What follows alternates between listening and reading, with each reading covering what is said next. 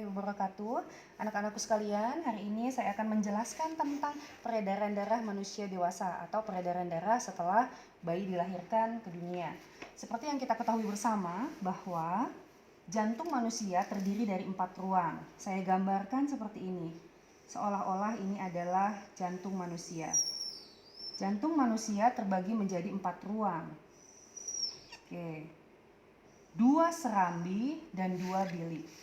Saya gambarkan, perhatikan, yang besar ini kita anggap sebagai serambi.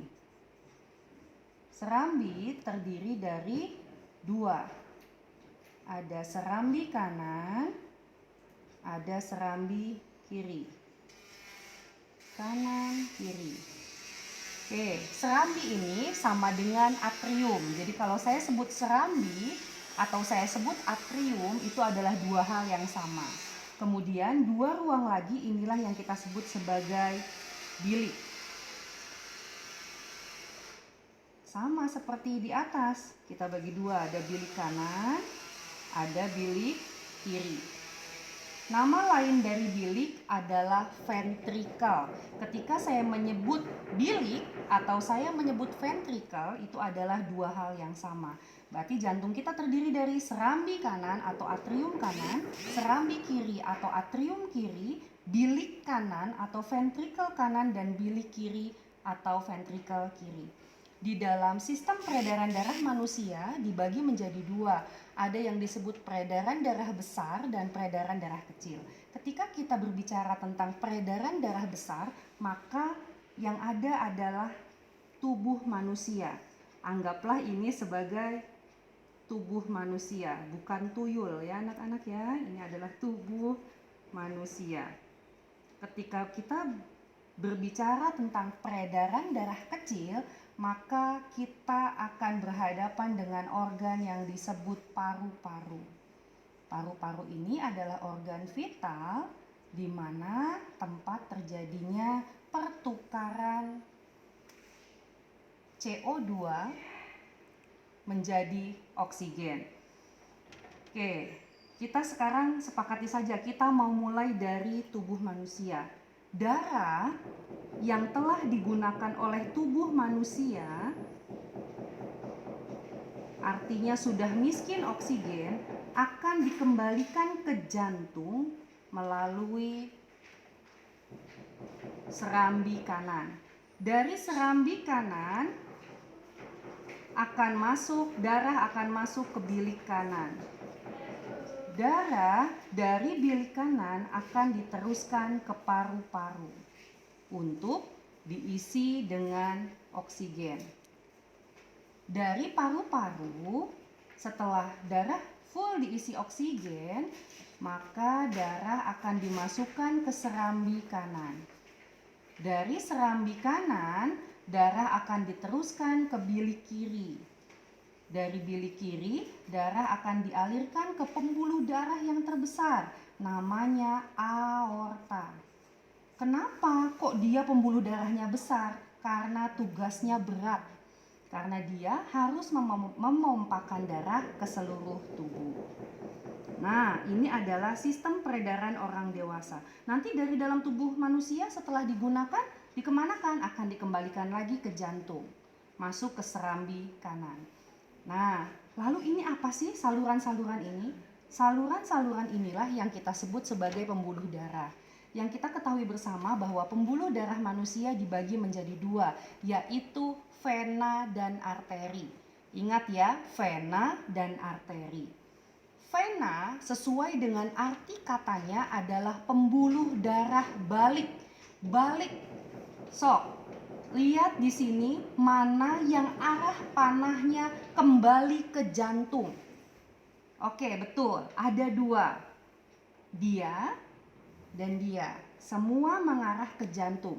Inilah yang disebut pembuluh darah balik atau yang kita sebut sebagai vena. Oke, ini vena, ini vena. Oke. Kemudian mana yang disebut arteri?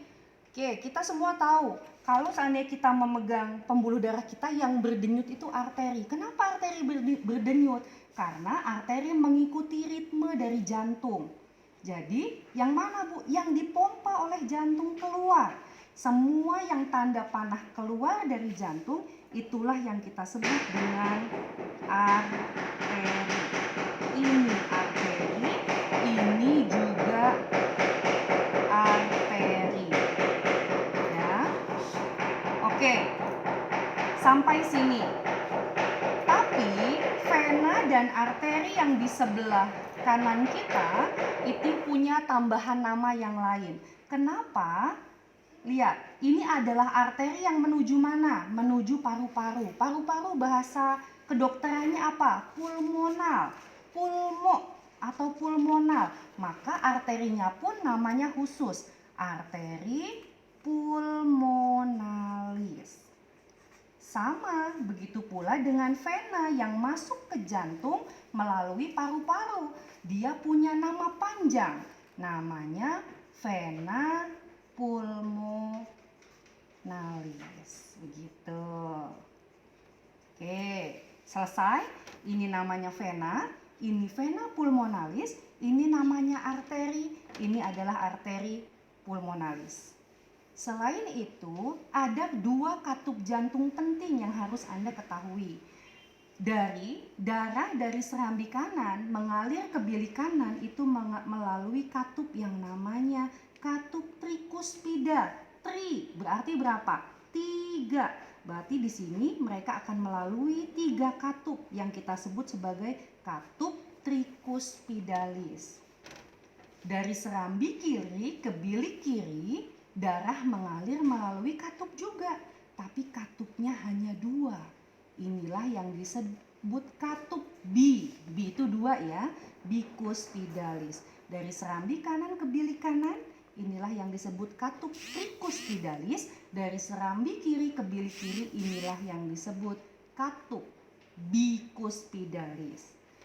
Selain hal ini, yang harus Anda ketahui adalah oksigennya, jumlah oksigen di dalam darah. Kita bayangkan, darah yang digunakan oleh seluruh tubuh, pasti oksigennya sudah diambil oleh seluruh tubuh kita. Artinya darah yang berada di vena itu miskin oksigen. Oksigennya sedikit.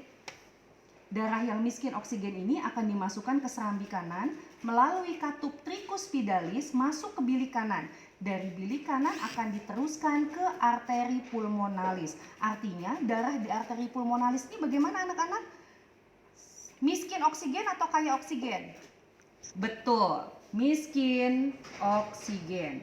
Lalu darah yang miskin oksigen ini gimana caranya? Dia akan dibawa oleh arteri pulmonal ke paru-paru. Di paru-paru, CO2 akan dikeluarkan dan akan diisi ulang kembali menggunakan oksigen. Setelah darah kaya oksigen, maka akan dialirkan oleh vena pulmonal ke serambi kiri. Artinya darah yang dibawa dari vena pulmonal adalah darah yang kaya dengan oksigen. Darah yang kaya oksigen ini akan dimasukkan ke serambi kiri melalui katup bikuspidalis ke bilik kiri, masuk ke dalam aorta dan akan dibawa oleh arteri.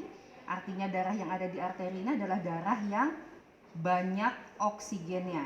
Nah, darah yang kaya akan oksigen ini dibawa oleh arteri dan akan diedarkan ke seluruh tubuh manusia. Begitu seterusnya, inilah yang disebut siklus peredaran darah orang dewasa. Silahkan dipelajari, diulang-ulang sampai Anda mengerti. Terima kasih.